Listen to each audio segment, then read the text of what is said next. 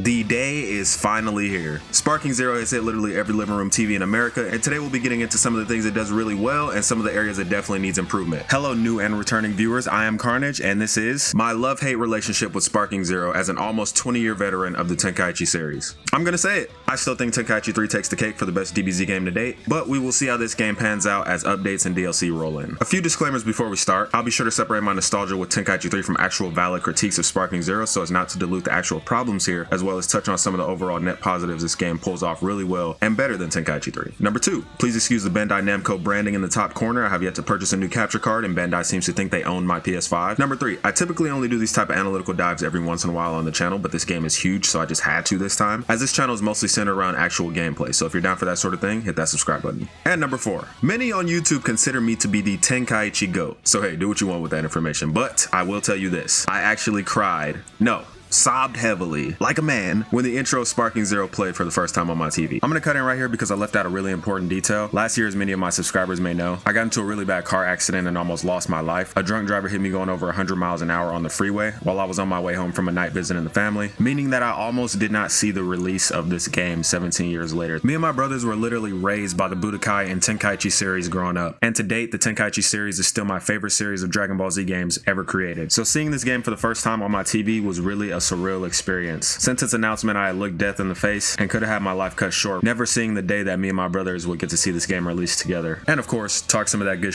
like we used to back in the day. So now you might understand my reaction when I first saw this game boot up on my living room TV. Yeah, I'll admit it, I cried. But let's be real though, I might have cried anyway even without that situation happening. Come on, it's Tenkaichi 4. From the not so savvy combo system of Raging Blast, to the silver spoon fed combos, easy vanishes, and low battlefield of Xenoverse, to fighters being an arcade style fighter, and Kakarot being a beautiful game but a single player game at the end of the day. We Tenkaichi purists have emulated our hopes and dreams for 17 years. Hell, we even made Budokai Tenkaichi 4 not too long ago. Now the moment is here again, where we can talk smack to each other like we used to back in the day and pull up to West City and throw the down, but with super characters. Y'all not hear me. Y'all not hear me. Y'all don't hear me. Let's start the video. Come on, let's go. All right, as I've been playing the game over the past few days, certain things immediately stuck out to me, other things had to grow on me, and like I said, I'll be separating my Tenkaichi 3 nostalgia with actual critiques from the game, so I'll let you know when it's something that's like a little gripe and something that's like a big thing that actually needs work and polishing and updates. Starting off with this annoying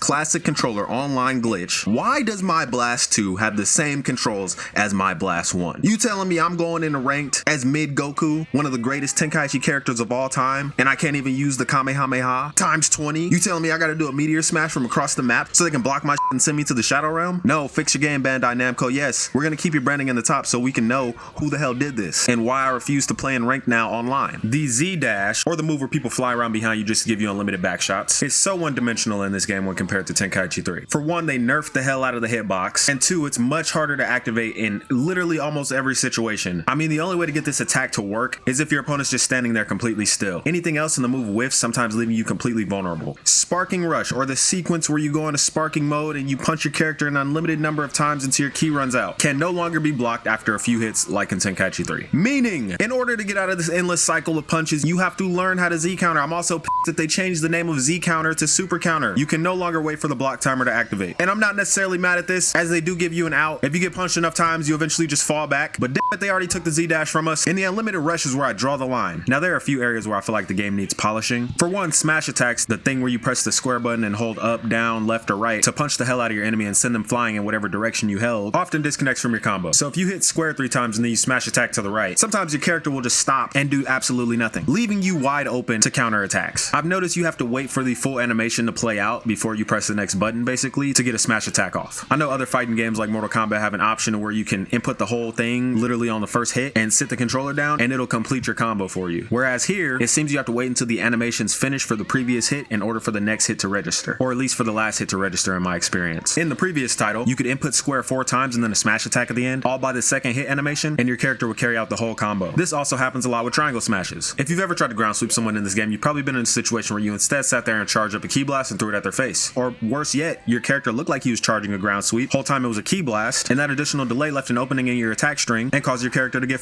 wrecked. Needless to say, both of these things leave you wide open for attack and break your combo string, giving your opponent more than enough opportunity to punish you for it. The Dragon Dash sometimes goes straight when you press trigger and X, and when you press forward and X, it goes to the opponent. Both contrary to the Tenkaichi 3 controls. I feel like if you're gonna make classic controls a thing, you have to completely lock in on exactly, in this instance at least, because this is a Tenkaichi game, the classic controls. In Tenkaichi, if you are above your opponent, you're in the air, he's on the ground, and you Dragon Dash, but you hold forward, you'll go directly over the top of them and fly forward. If you press back and Dragon Dash, you'll fly backwards. If you press right, if you press left, you'll fly right, you'll fly left. In this game, it seems they've switched it, and sometimes you actually fly straight to the opponent when you just press Dragon Dash being L2 and X, or A if you're on Xbox. But I notice when every time that I press forward and I'm planning to fly overhead or, you know, get some distance, my character will fly directly to the opponent, which is, again, not the classic controls. That's not how it worked. So I don't know. Maybe that's a little gripe, I'll say. But I think classic controls should be classic controls if that's what you're advertising them as. Or maybe give us some options to, you know, customize the controls further than what we already have in certain situations just like that. Another thing that annoys me on that same topic of things being the opposite, the inverted look. So when I'm in, and this is a small gripe, but when I press the right stick to change which direction I'm looking at the opponent, left and right are the opposite of Tenkaichi. I just wanted to put that out there. The camera still goes under the floor. In the beta testing, everybody showed it. The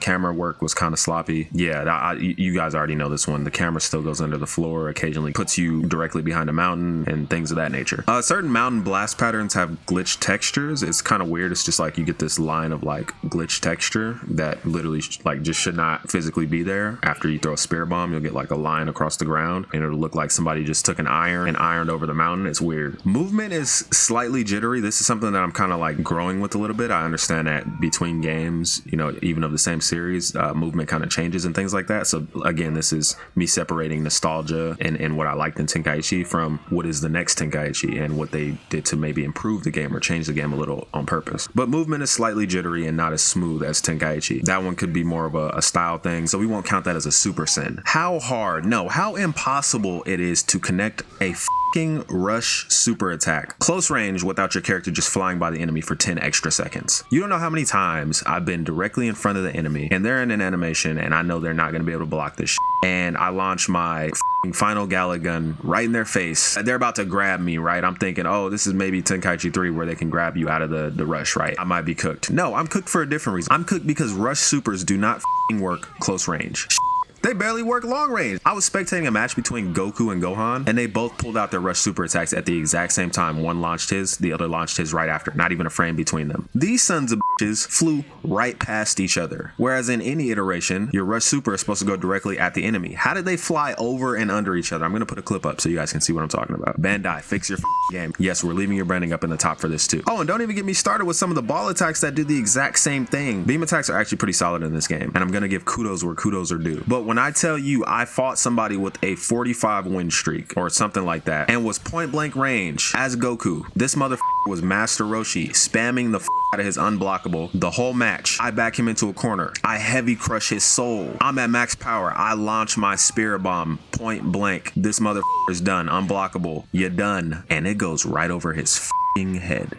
I was livid and I lost the match. This son of a kept his 45 win streak. Now it was 46 because the attack didn't connect. Perfect opportunity. I should have backed up another 100 meters and then launched it. Hell, I wouldn't have been mad if it was like the Tenkaichi 2 Spirit Bomb where you actually just teleport to the sky and you throw it from the sky. But this here is unacceptable. There's no way I should lose matches because the attacks don't connect on a completely vulnerable enemy who didn't even vanish, and I have a 100-foot spear bomb overhead ready to end their existence. Considering Tenkaichi was a game that once it was released, it couldn't be updated as easily as games today, and they nailed it on the first try with polished mechanics, things like this are kind of unacceptable on launch day for a game that we all paid $109 for probably. But hopefully they hear our voices and fix some of the I mentioned, these polishes and things like that, because this is honestly just ridiculous. I'm all for the new graphics and the amazing engine that is Unreal Engine, doing all the crazy things that it can do on screen and making this really feel like you're in an anime or a manga battle. What with the smoke clouds, with the crazy aura, with the sky changing colors. I'm for every single piece of that. But please, Bandai Namco, yes, we're looking at you up in the top left corner. Please widen or move the screen over just a little bit when I'm far away and I'm looking at my opponent that looks like an ant on the screen from where I'm standing. Because when I go go to charge up, which is what you usually do when you're far away from your opponent, because now you're not gonna get surprise attack or punched in the face. You charge up when you're far away. When I go to charge up, the screen starts shaking, the aura starts going crazy, things start flying off of the ground around your character, and your opponent quickly gets lost in the mix. Tenkaichi 3 did not have this problem. 2 reasons why. Well, the aura wasn't as cool. Thank you, Sparking Zero. But the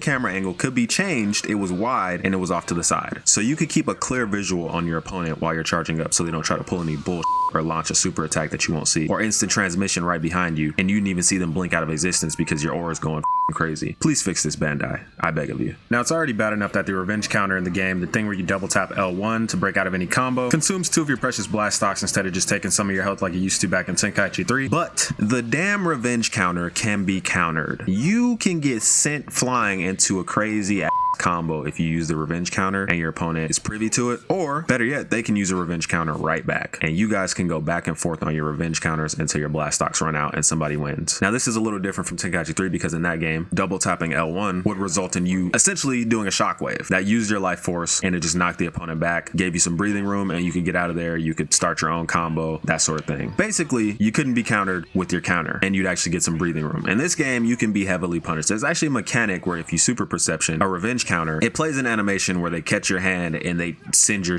flying. It's kind of crazy. But honestly, I think you should get the option to either just knock the opponent back or counter attack, because I don't know, counter attacks that use 2 blast stocks I don't think should be counterable. I think the 2 blast stocks should be the only negative you take in that situation, but you might just get your ass whooped and lose 2 blast stocks at the same time, which is kind of crazy. You cannot switch out moves like Raging Blast allowed. That's one of the main things that I love from Raging Blast, and hopefully they add some update where you can do this. But the only way you can switch out super moves, like for instance Goku's power pole attack, is if you equip certain items. I don't know, something about being able to give Goku a large spirit bomb or a small spirit bomb as his ultimate attack was pretty cool to me in Raging Blast. And you get a similar mechanic in the story mode. When you fight Raditz, you don't get a spirit bomb like you do in Tenkaichi 3. You instead get a super Kamehameha wave, which is pretty cool. But in this game, you can only change certain super attacks and it'll choose which one for you, Blast 1 or Blast 2, based on cosmetic items, which is kind of crazy. I think it should be the other way. I don't know. It feels better. But hey, that's just me. Bandai, we need more maps, even if they are smaller scale. Something about the diversity of Tenkaichi, and I'm saying Tenkaichi 2 and Tenkaichi 3 because Tenkaichi 1, actually they had some pretty good maps in Tenkaichi 1, I believe, but the things that are most fond to me are Tenkaichi 2 and Tenkaichi 3 right now. Those maps were amazing. It was just something about playing Bardock's story in Tenkaichi 2 on a weekend, my little box TV with the VCR on the bottom versus Frieza in the midst of space nearby Frieza's ship. That was just so freaking cool. And Tenkaichi 3 followed that up with a similar pattern. You had maps like Planet, you had maps like King's Palace, which is one of my favorites. You had maps like that little area, I forgot what it was called, Penguin Village, that's what it was called, Penguin Village from Dragon Ball. You had Kami's Lookout, you had all these places, all these iconic locations, and they didn't have to be huge, they didn't have to be crazy detailed, but they were just so fun when you wanted a different locale to knock your enemy's head through a wall. I think I speak for everybody when I say this game needs at least a few more maps, some more iconic locations. Hell, even an Otherworld tournament would be cool. Why don't we have Super 17? Online matches need revision. I can't tell you my frustration when I busted out my credit card to order a new subscription for PS Plus and booted up the game and jumped online ready to whoop some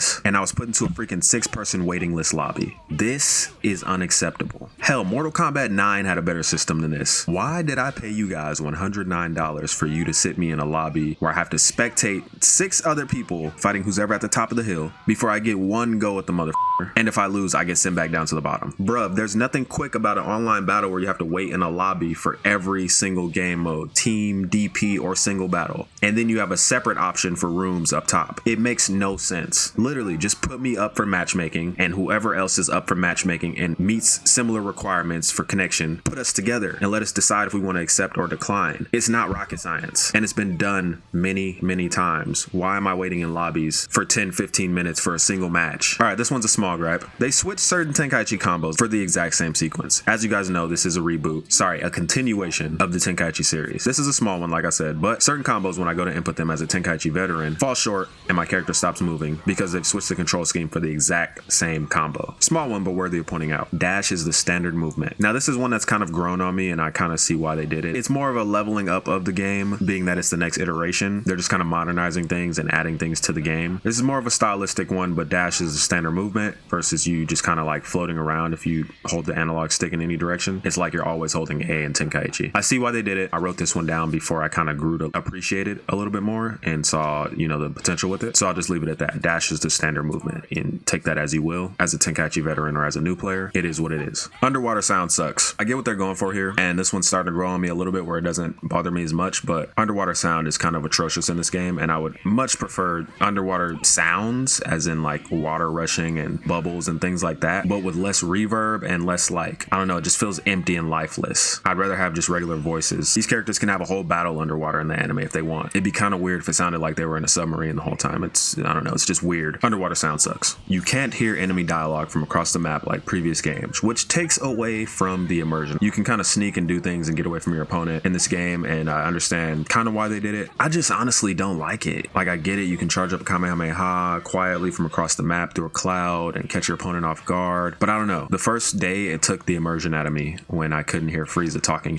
from across the map while I was playing as Goku, or while I was playing as any of the Z fighters fighting him. You have to be like up close in his face basically to hear what he's saying, and it just feels kind of lonely on the other side of the map sometimes.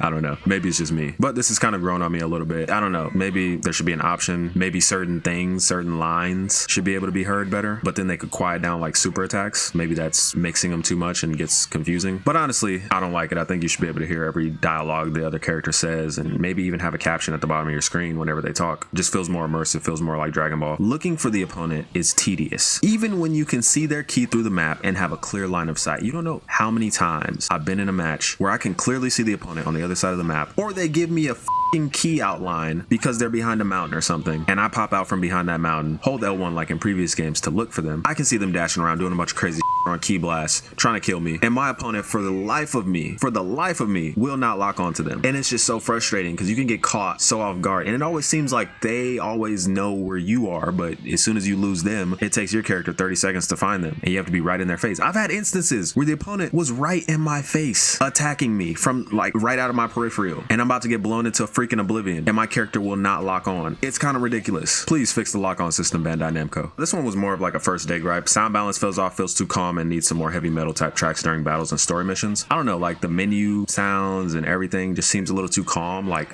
what is Broly doing standing in this green meadow waiting for his opponent to arrive? Like, he should be ready to blow up this freaking planet. Why is he standing in a meadow all by himself, calmly looking menacing at the same time? It just doesn't make any sense with this music playing. And certain other things in the story I feel like could have better soundtracks. I don't know why they don't bring back like classic Tenkaichi soundtracks or classic Budokai soundtracks like as an homage, or even anime soundtracks. And I know they are alleging to put in anime soundtracks in certain places. I feel like I haven't heard any, but that could just be me not paying attention. But as an homage to the old Tenkaichi and Budokai games, I honestly feel like you should get the opportunity to have some of those iconic soundtracks played throughout the menus in the story missions. Also, I don't think that story dialogue and missions should cut out or muffle the sounds of battle and music as much as it does. It kind of takes away from the immersion once again. I feel like they should just throw the dialogue over the top, maybe a little louder, and leave the sounds of the battle and everything else the same. Story missions need a narrator like the Budokai series. It seriously cannot cost you guys that much with hiring Sean Schimmel and Christopher Sabat and all these other wonderful people to voice these iconic characters. To get a halfway decent voice narrator for what is probably one of the biggest Dragon Ball Z games ever created. R.I.P. Doc Harris, by the way. Hell, Dado Doya did a wonderful narration of the story missions when he played it, and at some points he legit sounded like the original narrator of Dragon Ball Z. Hire me next time. I'll be glad to narrate the story. Broly's voice actor sucks. He sounds like Android 13. This is the legendary Super Saiyan! If you don't show your will to fight here, this planet is doomed. Why? It is near impossible to catch Vegeta's Gala Gun in the Sand Saga mission, and that is a problem. They script it perfectly to where he tells you he's about to throw it, and you can prepare for it, but the bastard gets right in your face. Instead of going up into the sky like he did in the anime and launching it at the earth, he instead pursues you and tries to end your life point blank range. Oh, in the instances where you do kind of get some space between you and him, Goku takes too long to charge up the Kamehameha. In the instance where you launch it before he launches his Gala Gun, he just waits for your Kamehameha to finish and then he launches his Gala Gun. It's kind of ridiculous. Now, one gripe that I kind of initially had that I've kind of grown to actually enjoy is the non-convergent story. In previous games, we've had it to where you play through the Sand Saga and you play as Tien, you play as Piccolo, you play as Goku, all in one storyline, right? Then you go on to the Namek Saga, then you go on to the Android Saga, so on and so forth, and you play through as the character that is needed at the time in the mission. In this game, they've instead separated it into Goku's story, Vegeta's story, Frieza's story, Goku Black's story, Piccolo's story, so on and so forth. And I can kind of see why they did it. It'd get a little jumbly with all the what ifs between each character and all the different storylines you can go on with the UI of the map. But other Tenkaichi games, literally Tenkaichi 3, I think Tenkaichi 2 as well had what ifs, have handled this just well. You just create a what if saga menu separately. It's not that hard to get around the UI of it and making it look jumbly. So I don't think that's a great excuse. I honestly think there should be an option to be able to play it linearly all the way through as each character as time goes on. I don't feel like I should fight Ginyu as Goku and then go into the regeneration chamber and come out and Frieza's already at his final form, and now I have to go back and play Piccolo and Vegeta's story to see what the hell happened and how he got to his final form. Now I know we all know the story, but you get what I mean. These are iconic moments that I would like to play through, and the fact that when you play Goku's story as a first time player, where every other story is locked basically until you leave out the menu and you go back and look for them, you go straight from fighting Ginyu to fighting final form Frieza. You're like, what the hell happened to his other forms? Where's the story? What happened to Gohan and Piccolo and Krillin and all of them holding off Frieza? What happened to Vegeta and his epic Saiyan speeches all the way up until he got killed by Frieza? I don't know, it just feels out of place. Like, it jumps around way too much. It's a little crazy, and I honestly can't think of one great reason why they would put it in this fashion, or at the very least not give us an option to play everything linearly as everybody as it progresses. This one's also a small gripe, but the character select screen has transformations incorporated as options instead of one character then a click to choose the form like in previous games. Now I don't know what the decision was behind this. Maybe it was to look like it had more characters. We already know you have a ton of characters, but why do I have every form of Goku for the first 4 rows of characters, probably more, and now I have to scroll 30 minutes to get down to Broly? Like, I just can't see why they actually chose to do this. After story missions, the character just stands up straight. The pre-match intro screen sometimes glitches out and completely puts the camera out of focus. I don't know how that works, but You wish to challenge me? Very well. I have a few seconds I could spare. oh, and don't even get me started on the just abrupt starting of matches. Like, as soon as a cutscene ends, you're immediately in the fight and getting the kicked out of you by Frieza. Like, can I get a ready, set, go, a fight, something? This is even worse and exacerbated online, where sometimes you get a lag at the start of the match and the character's just punching you in your as soon as the game starts. It's wonderful. Bandai, please give us a countdown.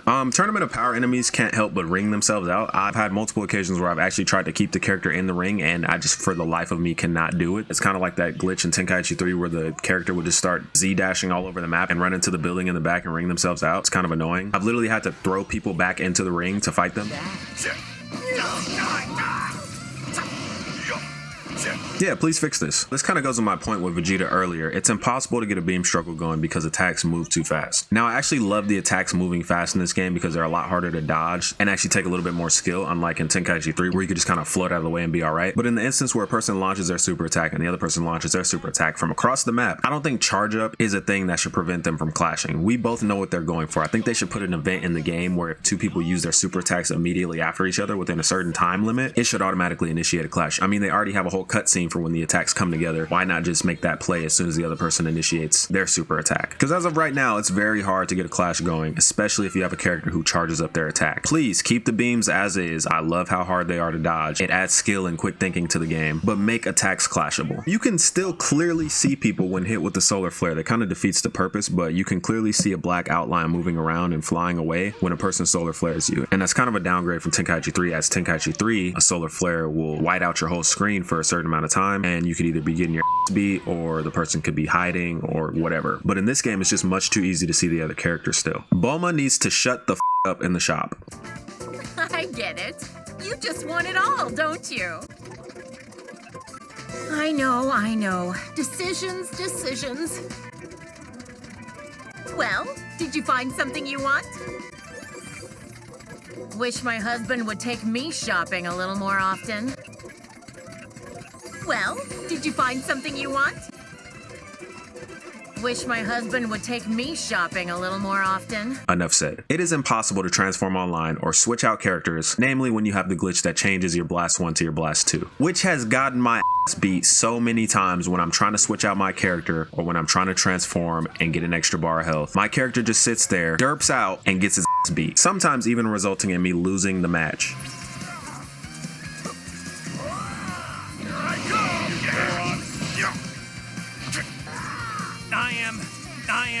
I am a Saiyan who was raised. I am. Try and stop this one! You'll be sliced to bits!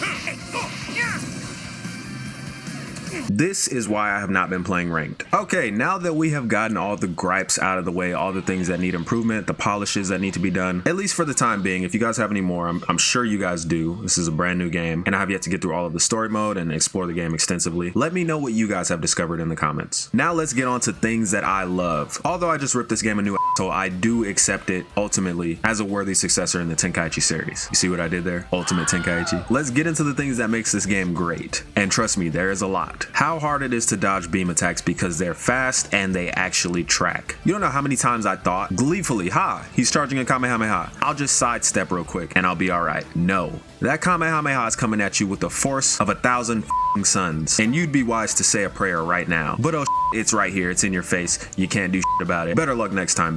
Oh, I love it. Super attacks have never felt more useful in a Dragon Ball Z game ever. Like, I feel like Darkseid with his Omega beams when I have Frieza and I use a Death Beam. That just hits. The graphics are amazing. Truly some of the best graphics we've ever gotten in any anime game thus far. From the particle effects when you charge up, to the aura of the character, to the sky changing colors and you literally breaking the heavens, down to the huge smoke clouds when you hit somebody with an ultimate attack, knocking someone into the water, knocking someone out of the water, the time put into the animations and the ultimates and the super attacks. It's kind of ridiculous how much attention they paid when it came to crafting this beautiful game. And me as a basically lifelong Tenkaichi fan really does appreciate this, or really do appreciate this. I don't know, whichever one it is. I am appreciation. There you go. I mean, just look at this. Frieza's Supernova Strike is pretty f***ing cool. Oh, you thought that was it? Look at Cooler Supernova, being all anime accurate.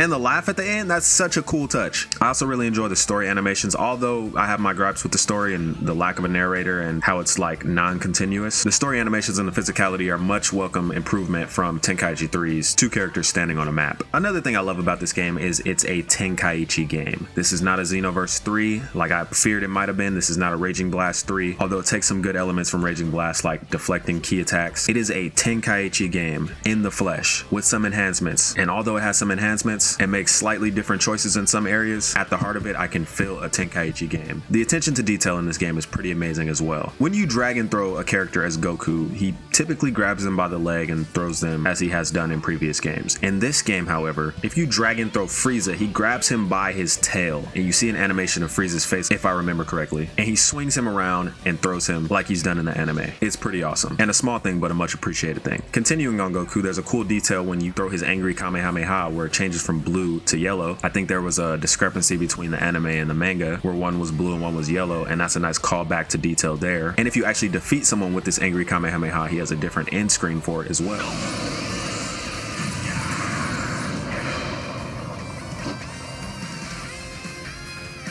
There's also a funny little thing if you throw a Kamehameha or any beam attack and you're just kind of launching it into the sky because it got dodged and the person rushes around and starts beating your ass. There's a funny little animation that goes along with it. I'll show it here on the screen. It's pretty funny.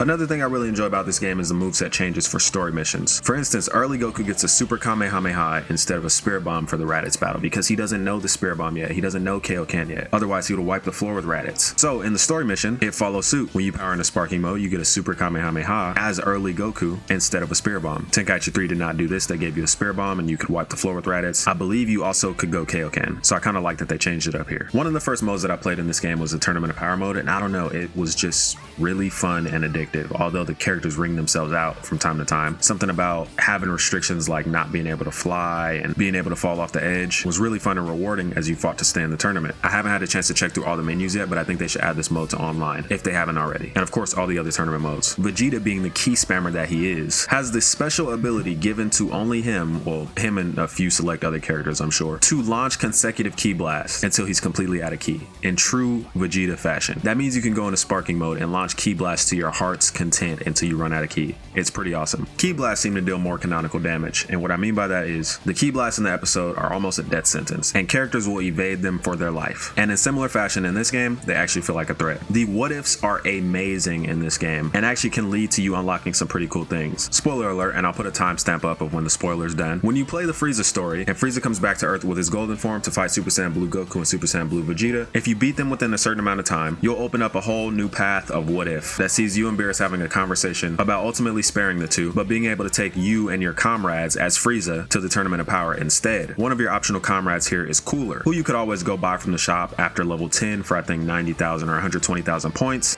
Not as cool. But here you can choose him over Dodoria and Zarbon and the Ginyu Force members as your partner to have in the Tournament of Power, wherein you face off against Hit, and upon beating that mission, you unlock Cooler, which is honestly a pretty cool touch if you ask me. Again, you can go buy him in the shop at any time after level 10, but seriously, where's the fun in that? I think this way is much better and reminiscent of the good old days where you had things like GameWinners.com or whatever cheat website you used to go to figure out how to unlock characters, and they tell you step by step how to do it, and there was so much satisfaction at the end of coming out of that instruction list with the brand new character on your hands, and then you could go to the next one. It kind of reminds me of that. Better yet, the cheat book days from the old bookstore at school. This felt much more rewarding and was a welcome surprise for completing special tasks during story missions. It almost made me not mind the non-linear story mode and enjoy the personal story of each character, although I think they should still have a toggle for that option. This is a small one, but a welcome one. The running is a nice touch when they're on the ground, rather than floating around like a ghoul like in Tenkaichi 3. Feels more, dare I say, realistic. I love how after the characters transform, if you don't touch any buttons, they just hold an iconic pose and let their aura glow. It's so sweet. And yes, it's actually called aura in Dragon Ball Z, don't at me. I love how you can lose a lock on your opponent if they're underwater or really far away, or evade and run away from you for long enough, like how Goku did with Frieza in the anime. This is pretty cool and can lead to some really cool sneak attacks with the overall better beam and super attacks in this game.